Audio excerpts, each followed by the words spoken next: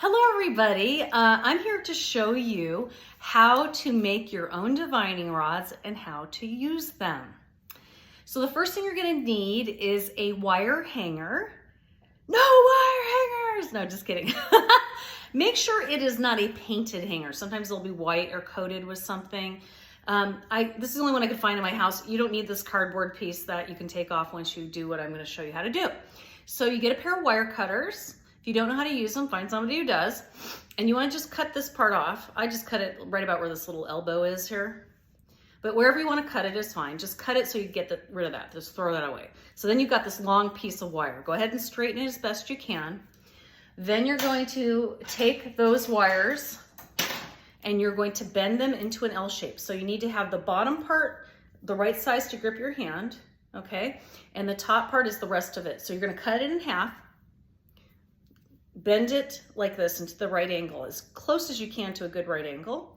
Then you're going to take a drinking straw. I don't care what brand of drinking straw it is. I don't care where it's from. Just make sure it's thick enough, you know, that you can put your hand around it comfortably and let this move around freely inside it. And as I hit myself in the eye. The whole point is to allow this to move freely.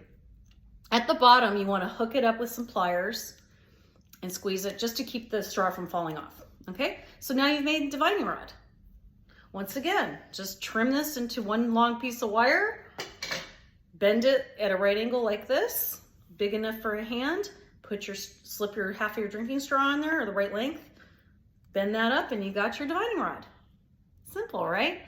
So now you're probably wondering, how do I use a divining rod? Well, it's very similar to any other divining tool like a pendulum or whatever. You have to figure out what is yes and what is no. So first things first, you're going to hold them as steady as possible. You don't want to move your arms too much. All right. And so if you want to use this to communicate with spirit, you got to find out what a yes is and what a no is. So what you will do is you'll hold the rods up and you'll say, okay, spirit, spirit I'm speaking with. And I have my thumbs up here holding them steady for a minute before I move. Okay. So my thumbs are holding these in place. Okay. And then I'll say, spirit guides, if there's a spirit here, please show me what a yes looks like. I'm holding my arms tucked in tight to my body. I'm holding my hands as steady as possible. I let go with my thumbs. Okay. Generally, I've noticed yeses tend to be going outward. That doesn't mean that every spirit's going to do it that way. So I always test first. All right. So that was my yes as the rods go whoosh, out. You can put them down on your lap for a second if you want to sort of reset before you go to the next thing. Then I can say, okay, spirit, thank you. Always make sure you say thank you. Thank you for the yes. I want to know what a no is. Show me what a no is. Okay, I'm going to take my thumbs off now. What is a no? All right, I've had this happen before where it shows it hitting one shoulder. Instead of going both out, I'll get one shoulder. Other times I've gotten a no and it's been a crisscross.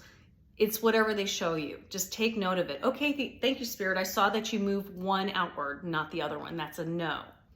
Okay, Spirit, do you want to show me what a maybe looks like? Now, you won't always get this one, but you can ask.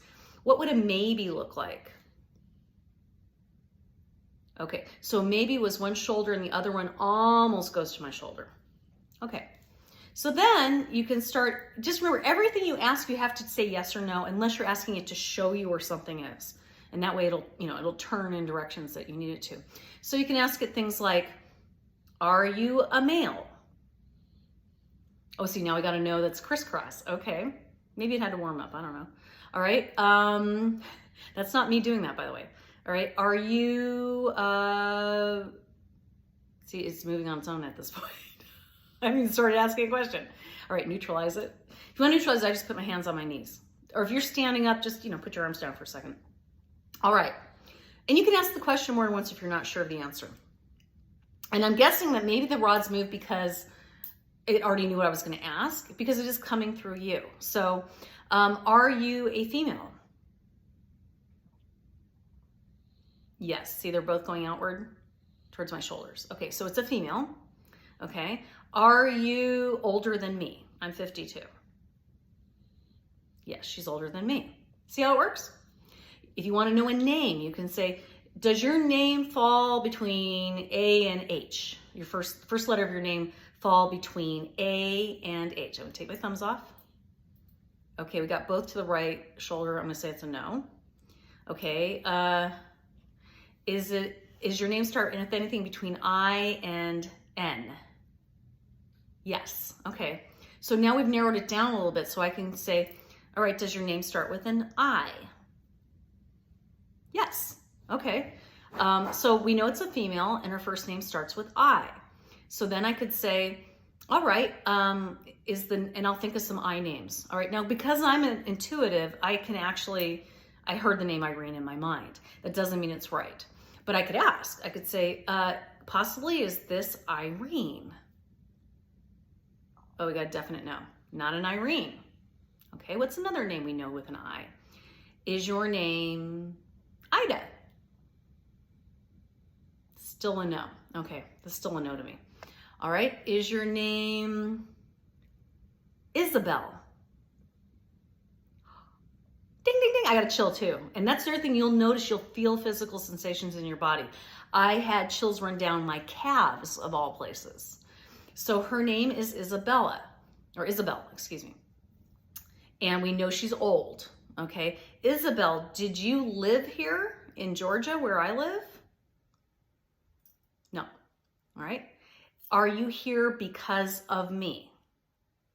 Okay. No. All right, Isabel, are you here because of an item in my home? Yes. So what I could do, and I'm not going to do it now because I don't want to carry the camera around with me, I could actually say, okay, show me the direction of the item that you are attached to in my home. She said, yes. Okay. Can you start to show me which direction I would go in to start out with? That way. What do you know? So you will start to learn to communicate with the rods a certain way. You just saw what I did. People have used them to find water. People have used them to find oil. People have used them to find lost objects. So experiment with them. Even try having a relative or friend hide an item for you in your house and ask the diviningrods to help you find them, and then focus on that item and experiment a little bit. Let me know what happens, okay? So hopefully that gave you a good example of how to use the diviningrods. And so keep looking up for more of my special demonstration videos. I will also be doing one on the pendulum. Have a wonderful day. Thank you.